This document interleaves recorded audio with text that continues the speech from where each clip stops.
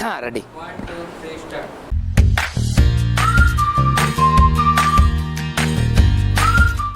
नमस्कार, आदाब, सत श्री अकाल। मैं हूं आपका दोस्त अखिलेश और आप देख रहे हैं अनकही बातें अखिलेश के साथ। और आज हमारे बीच में हमारे बड़े भाई शहर के विधायक शैलेश पांडे जी उपस्थित हैं। भैया प्रणाम करता हूं आप। नमस्कार। जैसा कि हम आपके बारे में जानते हैं कि आप एक शिक्षाविद रहे और बहुत नीचे से ऊपर तक का सफर तय किया है, तो आपके संघर्षों की कहानी जानना चाहेंगे और सबको बताना चाहेंगे कि कैसे आप इस मुकाम तक पहुंचे। देखिए, जब मैं ग्रेजुएट इंजीनियरिंग कर रहा था तो चूँकि मैं अपने घर में सबसे छोटा बेटा था, हम लोग 6 भाई बहन हैं, मैं सबसे छोटा था। माता पिता बड़ी चिंता करते थे कि ये क्या करेगा, कैसे करेगा, और जैसा स्वाभाविक है सब माता पिता चिंता करते हैं। तो मेरे बड़े भाई वगैरह सब इंजीनियर बन चुके थे, मैं ही था। तो फिर मैं भी अनडिवाइडेड मध्य प्रदेश में इंजीनियरिंग के कॉम्पिटिटिव एग्ज़ाम में शामिल हुआ और उसमें इंजीनियरिंग में सेलेक्ट हुआ। रविशंकर यूनिवर्सिटी से मेरा इंजीनियरिंग हुआ। उसके बाद जैसा कि एक आम आदमी सोचता है वैसा ही मैं भी सोचता था, और मेरे माता पिता भी कि पढ़ लिख लिया है तो कुछ नौकरी मिल जाएगी, तो कुछ अपना जीवन कर आगे बढ़ेगा। ऐसे ही उद्देश्य को लेकर एक नौकरी मैंने भी पाई, तो 2400 रुपये तनख्वाह मिलती थी मुझे। तो एक सामान्य सी सोच थी, उसी सोच से मैं आगे बढ़ा। और लेकिन जब मैं नौकरी कर रहा था तो मुझे पैसों की ज़रूरत रहती थी, तो मैं शाम को एक्स्ट्रा काम शुरू से करता रहा। मैं 22 साल का था जब से जॉब कर रहा हूँ, तो मैं शाम को एक्स्ट्रा काम 3 घंटे और करता था।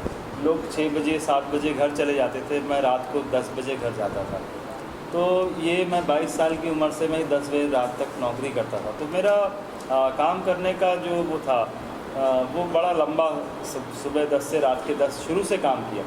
और मैंने सबसे ज़्यादा अपने काम से प्यार किया, अपने काम को पसंद किया और उसे खुशी मन से मैंने अपने काम को किया। और फिर धीरे धीरे संस्था में दायित्व बढ़ते गए और फिर मैं छत्तीसगढ़ जो है वो पूरी जिम्मेदारी मेरे पास आया।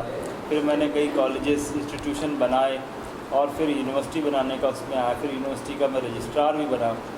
फिर यूनिवर्सिटी के मैंने बहुत सारे डिपार्टमेंट्स को रन किया, एफिलिएशन लिया, AICTE, NCT, BCI और भी जितने सेंट्रल रेगुलेटरी बॉडीज़ हैं, UGC वगैरह, सभी के एफिलिएशंस लाया। ओपन स्कूलिंग का भी काम किया, ओपन एजुकेशन का काम किया। ऐसे वीक जोन जहाँ पर एजुकेशन नहीं दी जा सकती थी वहाँ पर भी मैंने education doctor CV Raman university से मैंने किया। इसके साथ साथ मैं समाज से भी बहुत प्यार करता था, बिलासपुर से बहुत प्यार करता था। तो सामाजिक सरोकार के कार्य भी मैं करता था। और सामाजिक सरोकार के कार्य में शिक्षा के क्षेत्र में स्कूलों में जाना, कॉलेजेस में जाना, स्टूडेंट से बात करना, उनको मोटिवेट करना।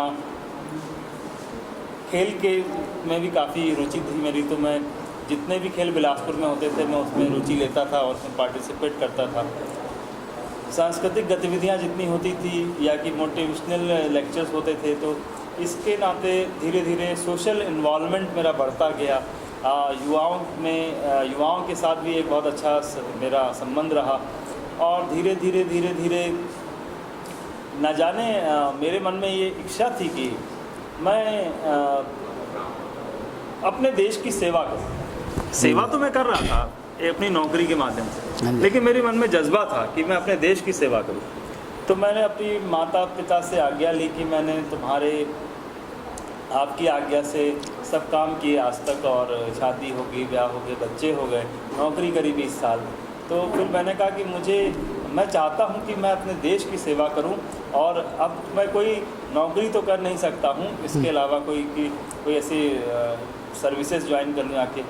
मैं चाहता था कि मैं समाज की सेवा करूं, समाज की सेवा के माध्यम से अपने देश की सेवा करूं। इसलिए मैं राजनीति में आया। और बिलासपुर के लोगों के लिए मेरे मन में बहुत वो था कि उनके ऊपर काफ़ी अत्याचार जैसा लग रहा था मुझे, शासन के द्वारा, यहाँ के विधायक के द्वारा। मुझे ऐसा लगा कि यहाँ सुनवाई नहीं है और एक तरफा काम हो रहा है, और बिलासपुर जैसे शहर को, इतने अच्छे शहर को, इतने अच्छे लोगों के शहर को ख़राब किया जा रहा है।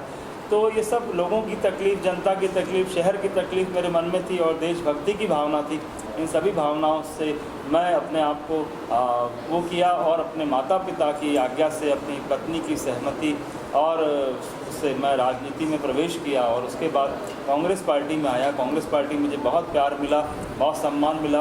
बिलासपुर की जनता ने मुझे बहुत सम्मान प्यार दिया और फिर कांग्रेस ने मुझे यहाँ पर टिकट देकर अवसर प्रदान किया विधानसभा चुनाव में और जनता के आशीर्वाद से मैं जो है यहाँ का विधायक बना और मैं अब यहाँ पर अपनी सेवा कर रहा हूँ, जनता की सेवा कर रहा हूँ। आपका जो स्वभाव रहा है राजनीति में आने से पहले भी एकदम सहज, सरल, मृदुभाषी, जिससे भी आप मिलते रहे हैं वो कभी आकर दोबारा मतलब ऐसा कभी किसी ने बोला नहीं कि शैलेश पांडे ने मुझे रुष्ट कर दिया या नाराज कर दिया। आपने सबको गले लगाया शुरू से, फ्रॉम द स्टार्टिंग।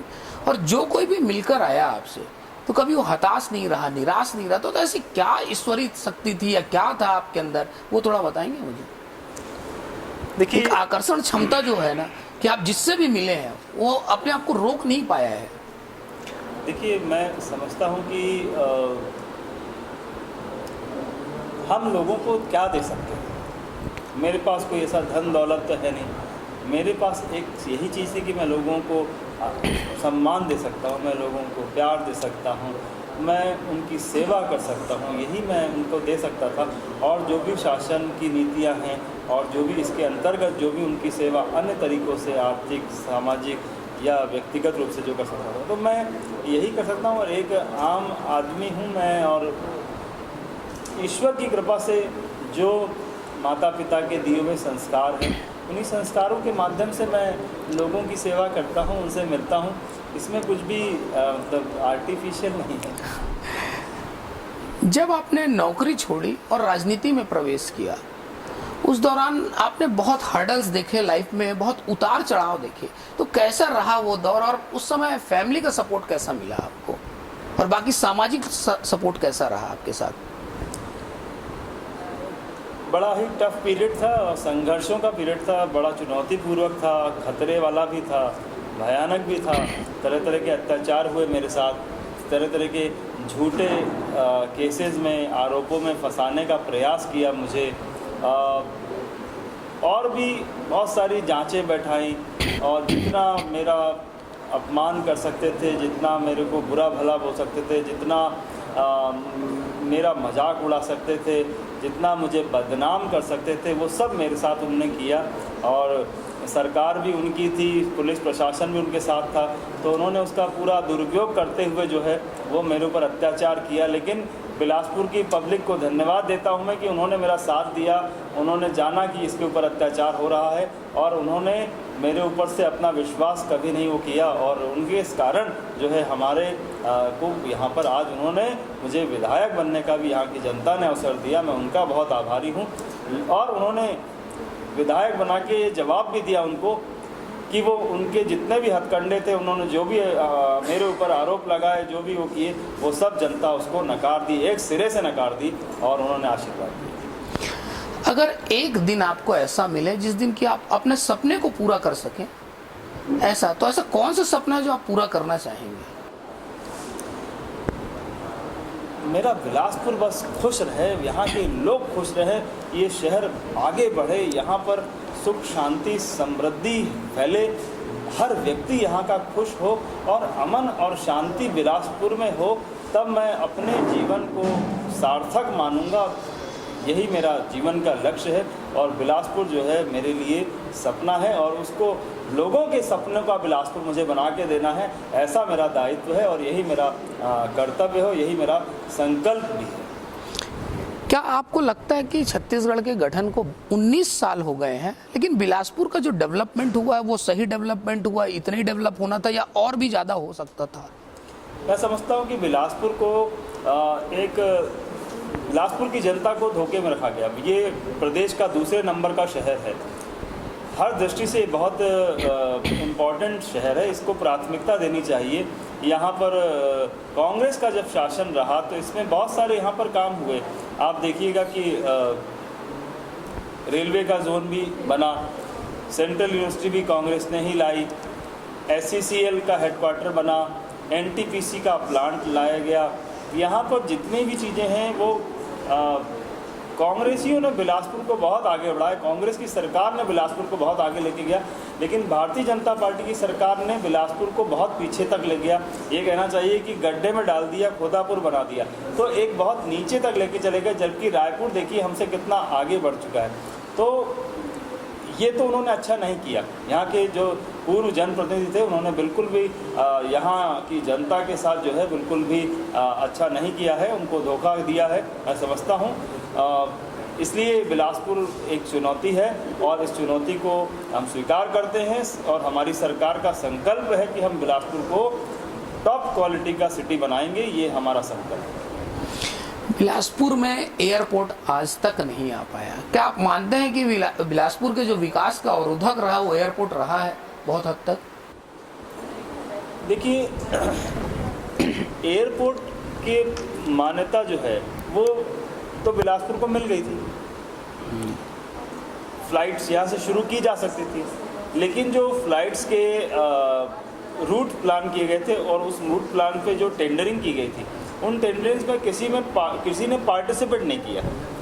पार्टिसिपेट इसलिए नहीं किया क्योंकि वो रूट प्लान में उनको शायद वाइबल नहीं लगा होगा एजेंसीज को, कंपनीज को, कि इस रूट में अगर फ्लाइट चलेगी तो वाइबिलिटी नहीं रहेगी, तो उन्होंने उसमें पार्टिसिपेट नहीं किया। तो 3 बार इसको किया गया। दूसरा, छोटी फ्लाइट शुरू की जा सकती थी, वो आज भी की जा सकती है। राज्य सरकार ने संसाधन पूरे दे के रखे हुए हैं, सिक्योरिटी बना के रखी हुई है, इक्विपमेंट वहाँ दे के रखे हुए हैं, बिल्डिंग वहाँ बन चुकी है, रनवे वहाँ बन चुका है, तो छोटी फ्लाइट्स वहाँ 80 सीटर्स जो है वो तो की जा सकती है। हाँ, बड़ी फ्लाइट्स के लिए हमारे पास अभी थोड़ा सा और इंफ्रास्ट्रक्चर बढ़ाने की ज़रूरत है, रनवे को बढ़ाने की ज़रूरत है, इसके लिए भी जो है परमिशन ली जा रही है। तो राज्य सरकार और केंद्र सरकार दोनों मिलके जो है इसको करेंगी। मैं अभी दिल्ली भी गया था और मैं वहाँ पे इस प्रस्ताव को रख के भी आया हूँ माननीय केंद्रीय मंत्री के समक्ष। तो मैं समझता हूँ कि इसमें बहुत सारे चीज़ें जल्द ही बिलासपुर में फ़्लाइट्स सेवा जो है वो हवाई सेवा शुरू की जाएगी। हमारी सरकार ऐसा नहीं है कि सपने दिखाती है कि हवाई चप्पल पहन के करेंगे हवाई सेवा, ये सब जुमलेबाजी हमारी सरकार नहीं करती है। हमारी सरकार ठोस काम करती है और मैं ठोस काम करता हूँ। मैं भी जनता के लिए पूरा समर्पित हूँ। मुझे पूरा विश्वास है कि हम लोग बहुत जल्दी जो है इसको शुरू करेंगे हवाई सेवा। आज क्या युवा जो है सोशल मीडिया में उलझ कर रह गया है, उसके बारे में क्या कहेंगे? क्या युवाओं को संदेश देंगे आप? देखिए, सोशल मीडिया आज की डेट में ज़रूरत भी है, ऐसा नहीं है कि उसका आवश्यकता नहीं है। आज एक बहुत बड़ा टूल है सोशल मीडिया, जिसके माध्यम से हम एक दूसरे से कनेक्ट रहते हैं, क्योंकि इतना व्यस्तता रहती है और हमें बहुत सारी जानकारियां महत्वपूर्ण जो हैं वो सोशल मीडिया से मिलती हैं। बिल्कुल सही है, लेकिन उसके नुकसान भी हैं कि एक कहना चाहिए कि ज़रूरत जितनी है उतना उस चीज़ का उपयोग होना चाहिए। अगर ज़रूरत से ज़्यादा उसका उपयोग हो रहा है तो वो उपयोग नहीं, वो दुरुपयोग कहलाता है। तो आज के युवा जो हैं, मैं उनसे यही कहना चाहूँगा कि सोशल मीडिया या इंटरनेट है या कोई भी चीज़ है या टीवी देखना ही है, ये जितना ज़रूरी है उतना ज़रूरी है। जीवन केवल मनोरंजन ही नहीं है, जीवन हमको मिला है ईश्वरी कृपा से, तो हम उसको अच्छे से निभाएं, उसका उपयोग करें, अच्छे कार्यों में उसको लगाएं। सोशल मीडिया में हमको उतना ही समय देना चाहिए जितना हमारी ज़रूरत है, उससे ज़्यादा हमको नहीं देना चाहिए। और जो भी युवा इसमें इससे ज़्यादा समय देते हैं, मैं समझता हूँ कि वो धोखे में हैं और वो अपना समय व्यर्थ कर रहे हैं और उनको भारी नुकसान भी होगा। ये मैं उनसे कहना चाहता हूँ। बहुत बहुत धन्यवाद भैया, आपने अपना बहुत कीमती समय दिया, उसके लिए बहुत बहुत धन्यवाद। आप बहुत अच्छा कार्यक्रम आप कर रहे हैं और आपको भी शुभकामनाएं अखिलेश जी, और आप भी खूब आगे बढ़ें।